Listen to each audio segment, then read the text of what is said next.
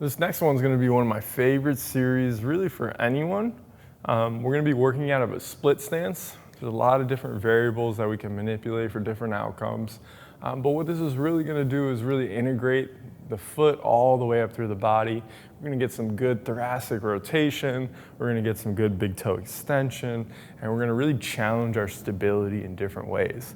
So let's start off real simple, knowing that you could be feet together for a lot of this stuff, but since we're working on a split stance, I'd rather you even do a baby step back, knowing that a deep step back, and then eventually what we would think of as more of an end range step back is available to you at any moment.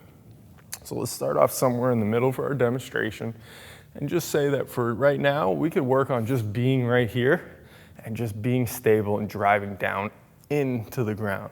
So I'm engaging my lats, pushing down, and really working on feeling not only my left foot pulling back, using my hamstring and some of the attachment muscles that run to the pelvis, but also driving through my big toe so that I can get my glute to really drive through. So all those things are locking in. I'm just creating some nice tension here. Now from there, what I like to do is really add a little bit of thoracic rotation and get the shoulders involved. So without my lower body changing, I'm gonna go ahead and reach across. I should feel a nice big stretch in the back right side of my upper back and the left side of my chest. And then as I come this way, I wanna try not to let my right hip roll out to the side, and I'm gonna reach back, getting that same big stretch through the front of my right chest, and then really challenging the back left shoulder blade and thoracic spine. So we can do reps of that. And then we can switch sides and go through the same exact thing.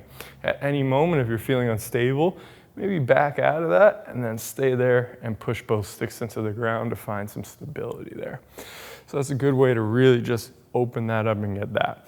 Now the next thing that I'd like to go over is just using this to really even prep any split stance or lunge movements.